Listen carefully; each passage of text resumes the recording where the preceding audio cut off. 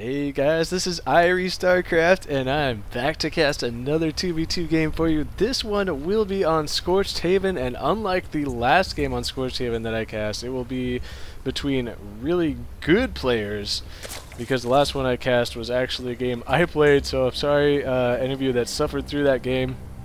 No, I'm just being self-deprecating. I thought it was a pretty exciting game. It was diamond level, not masters or super high masters like this game is going to be. And let me introduce the players. It will be haCkProTech, the red Zerg player, and his teammate will be CelphTitled, the blue Protoss. And both of these players, I am 99% sure in this game, are playing a random team. And actually, Protech is the #1 ranked random team 2v2 player in the world. So, and he plays Zerg when he does random. And then CelphTitled is like number 8, I think, in the North American random 2v2s, and he plays random. And their opponents are going to be CriMsoN, the teal Terran player. His teammate will be TheSituation, the purple Zerg player, who is named after probably one of the most annoying people in the entire world. And so these two guys are actually in a range team, CriMsoN and TheSituation, and they are currently ranked, I think it was 39th on the North American 2v2 arranged team server, and they both play random. So that's saying a lot. 3 of these players in this game are random, Protech being the only person choosing their race as Zerg. So this should be pretty interesting. It will be Zerg Protoss versus Terran Zerg. So normally, you know, what you expect to see is this Hellion Zerg, so from the Hellion Zergling from the Terran Zerg team, and usually the Terran player will go from early Hellions into Marauders when they are going against a Protoss player, which CelphTitled is. And usually in these types of 2v2s, for a Zerg Protoss team, you will generally see some early Zergling harassment from the Zerg player, and or actually mostly using those Zerglings just to keep the Protoss player alive, their Protoss teammate alive, because Protoss are so vulnerable to those early Zerglings, especially when they don't do that complete wall-in, which CelphTitled is not doing. He is doing the standard wall-in where you can use a Zealot to block that. I think that one Zealot can block this right here. It looks like he can. However, you may have some trouble getting Stalkers and stuff out of there, so that could be interesting, as I think that you actually need a bigger space than that to get Stalkers out. So he may be forced to warp Stalkers in on the outside or whatnot. And so anyway, I forget where I was going with that. Actually, he is going to be throwing down 2 warp gates here, not waiting to throw down 3 warp gates. So that's interesting. He is going to be going for a 3 gate here. We'll see if he tries okay, he is, it looks like, going to be throwing down a delayed 4th warp gate down here. So there will be a 4 gate. As you can see, Protech is using his Zerglings defensively in this situation. He's going to be massing up these Zerglings and using them to help protect the Protoss base until that 4 gate can kick in and they can push out and try and put on the hurt. Actually, CriMsoN is completely foregoing the whole Hellion business, and he is going to be going for, it looks like, Marine Marauder here, especially Marauders. He is starting the research on the stim pack. He already has Marauder slow, so he is definitely going to be getting a bunch of Marauders out to deal with the Stalkers, and that will be very effective. And TheSituation throwing down a Spinecrawler down here behind the mineral line. Interesting there. He also has a Roach Warren completed, and he has a ton of drones, so TheSituation has really been droning up. And if we check the units count, you can see TheSituation is 4 drones ahead of Protech, and the Protoss and Terran players are about even. And so that is to be expected, actually, because CelphTitled has cut his probe production to maximize the amount of units he can get with that 4 gate. And actually, I was thinking there for a second he was going to try and expand. He's throwing a pylon down here on the low ground, making this ramp a little bit more difficult to run around and get up inside of. But often you'll see players, Protoss players, throw down this, when they throw down this pylon down here, they intend to get an early expansion and possibly use some additional buildings to create more of a choke and play a defensive opener. But we'll see, because he is actually, this probe has like mined 2 sets of minerals from, as you can see, 1490. This is the 2nd set of minerals he's gotten from this long distance mining. So I wonder if that probe was thinking about expanding or whatnot. CelphTitled continuing to warp in zealots and sentries. So he is outthinking his opponents. He is saying, oh, I know CriMsoN is definitely going to be going for mass marauders because I'm Protoss. So I know I'm going to warp in a bunch of zealots and sentries and throw him off guard, as sentries extremely effective against Marine Marauder if you can split up those armies. And TheSituation is just chilling back in his base. So this is a pretty interesting opening, not something I'm used to from players this high a level with no sort of harassment going on whatsoever. It looks like ProTech is finally going, okay, that's enough sitting back, man. I can't handle it anymore. You know how he plays with that crazy, like, super fast dance music going on in the background? Like, there's no way you could not be doing crazy micro while that music is going on, right? So he is going to run his Zerglings up here and go, oh, look, I just got shot by a Marauder. There's probably a lot more of them. So successful scout there, just making sure that the Terran player does have a bunch of Marauders, and he probably notices that there aren't going to be any Hellions, so because he probably would have got shot by a Hellion there. And missile turret being thrown down by CriMsoN right here at the front, and that is going to be to protect against Dark Templars. He wants to make sure that that is not... you cannot get owned by Dark Templars, as that happens to me so often, because I don't think they have done any scouting of the Protoss base. So I think both teams, or both players here, TheSituation and CriMsoN, are a little surprised. They were expecting they were expecting some early 4-gate pressure, and they were going to try and hard counter that, but it looks like now ProTech and CelphTitled are going to press out and try and do some sort of damage. These sentries are almost all at full energy, so it could come down to some force field micro, and it looks like now CelphTitled is going to be leaving one sentry down here, and he's going to continue to force field this ramp and keep he's going to be keeping CriMsoN stuck in his base. Meanwhile, they are going to press the issue on TheSituation, and these force fields, unfortunately, not really trapping any roaches, but they are keeping them back here. But the zealots are unable to get up to them, so these force fields could have been utilized possibly a lot better, excuse me. And he is continuing to force field this ramp, and CriMsoN will be stuck here for another few seconds. And actually, CelphTitled is going to fall back. I feel like his force field usage right here was pretty poor placement. Excuse me, that didn't really make sense grammar-wise, but hey, you know, none of us are perfect. But he did a nice job keeping this army contained. He just didn't do enough damage to the Zerg base before he was forced to retreat. And now it looks like CriMsoN and TheSituation would like to counter that attack, but that could be difficult, as actually now CelphTitled has been building this Nexus this entire time, so that is part of the reason why that last attack was not as powerful. He spent a bunch of minerals on expanding, and so did ProTech, and now ProTech's expansion is almost finished. So actually ProTech going for Hydralisks, and I can't remember the last time I've seen ProTech even build a Hydralisk, so I am impressed already. We are going to see Hydralisk action, and those will be pretty powerful when used in combination with some force fields from CelphTitled, because Hydralisks obviously have a longer range than any of these other units they're going against. ProTech has already researched the range upgrade. However, no evolution chamber for any of those ranged attack upgrades, and we do see an infestation pit coming down for TheSituation there, and Medevac's also on the way for CriMsoN. The scan has gone down to revealing this this army composition, as you see TheSituation there saying, I'm gonna get infestors.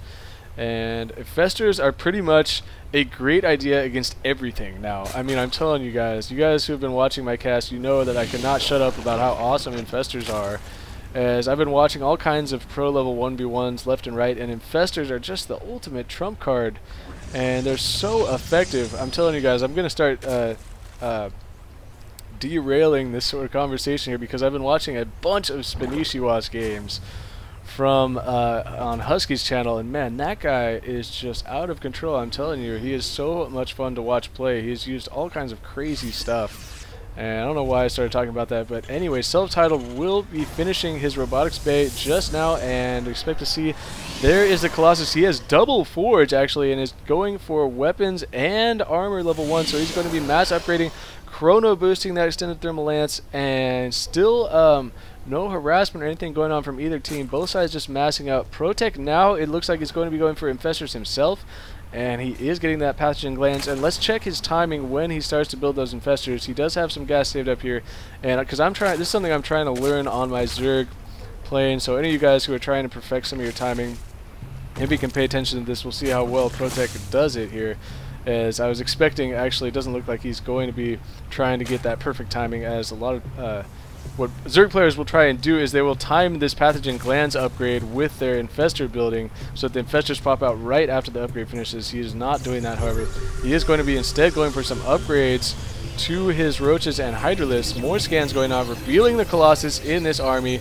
So we will see what kind of counter comes there. More medevacs coming out here, and everybody is just content to mass up. There's only one infestor on the field.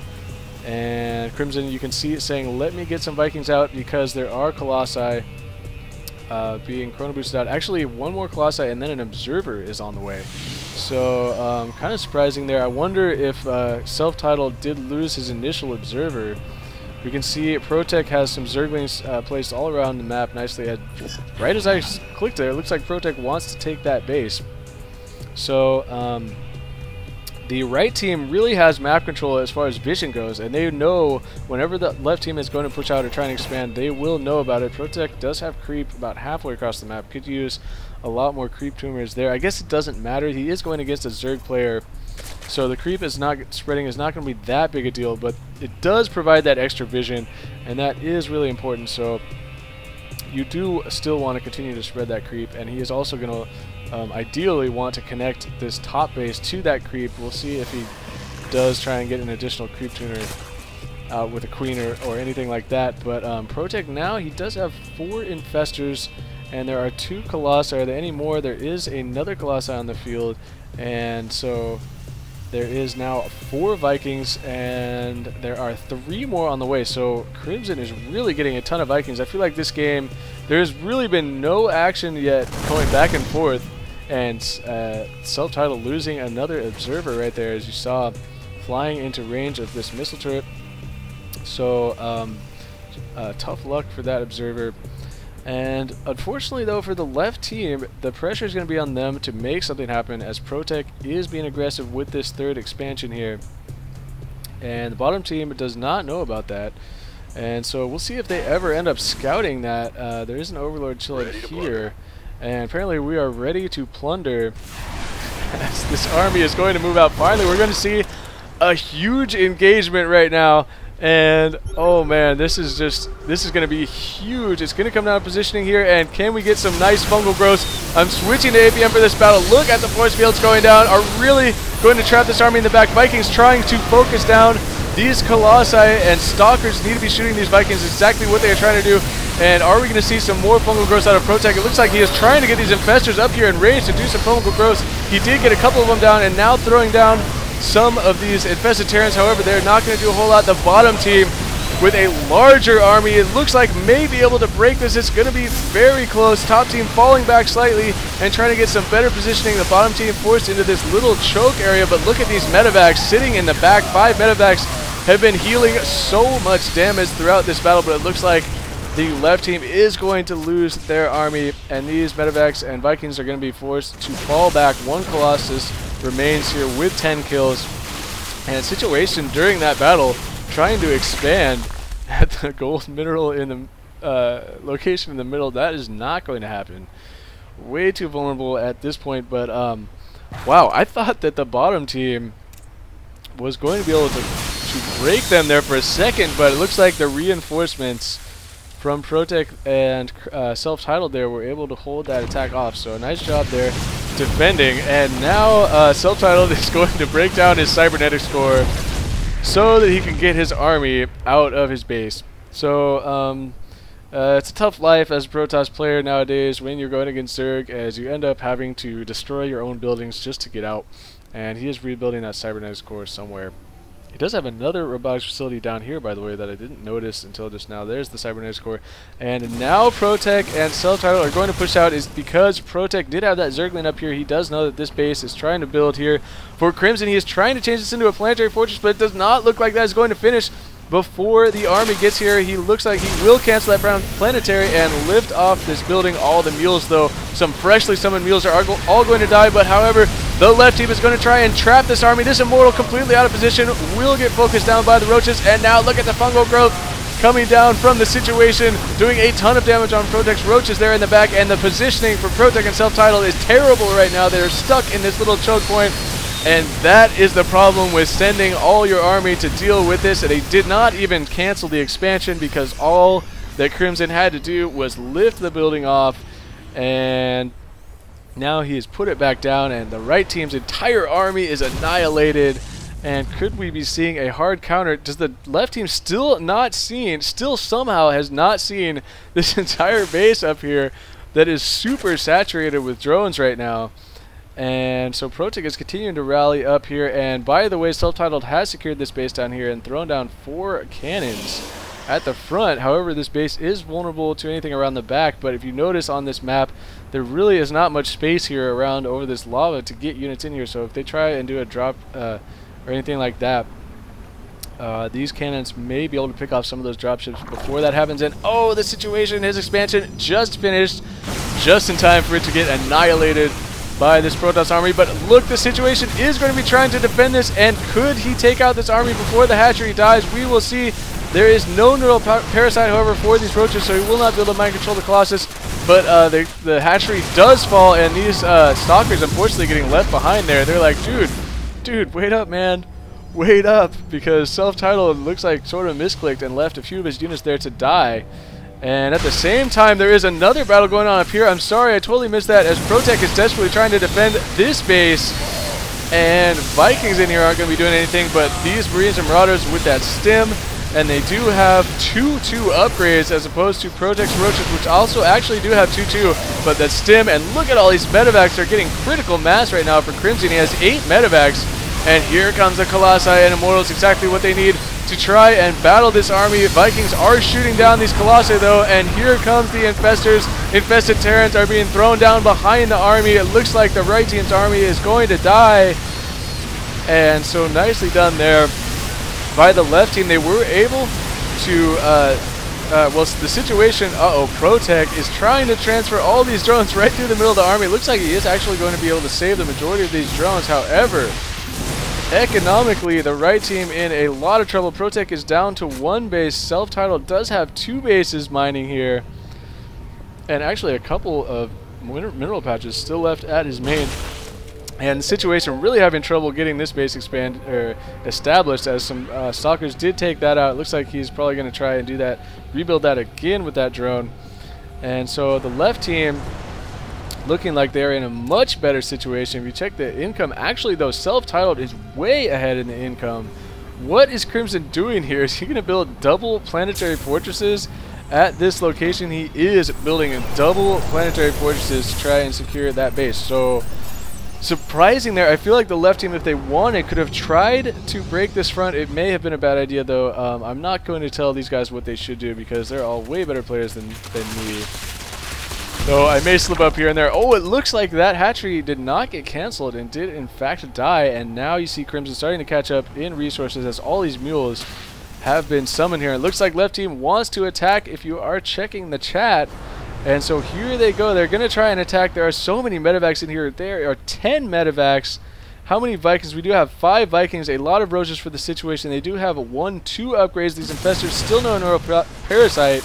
And no neural parasite for CriptoTech, but here we go. It's going to come down to the fungal growths, and CriptoTech getting a lot of units here, but so is the situation, and fungal growths going back and forth, and Colossi doing quite a bit of damage, but here come the Vikings with the support of the Roaches below, are going to be able to scoot in here and keep shooting at these Colossi. The Colossi are forced to fall back, and it looks like the right team, is going to lose this game as the death push from the left team and the trash talking from CriptoTech. Trash talking his ally. That is a big no-no in my book. CriptoTech, come on, man. You know better than that. Like he's going to listen to me. CriptoTech will trash talk anybody. CriMsoN, I just realized it was CriptoTech. He didn't realize it until he did not realize that until CriptoTech left the game and started talking trash. Funny that he did not realize that. But anyway, I thought it was a pretty exciting game. I mean, it took about 15 minutes of game time for stuff to start happening, but it got pretty intense there for a while and was pretty much anyone's game there until the very end. So that was pretty exciting. Thank you, Lone, for sending me this game. Yes. Lone was not a member of this game. However, he did send me this replay, and it was pretty exciting. So thank you, Lone, for sending me this game. And Nice job by the left team hanging in there, and so that is going to do it for me. This is IrieStarcraft, and peace out.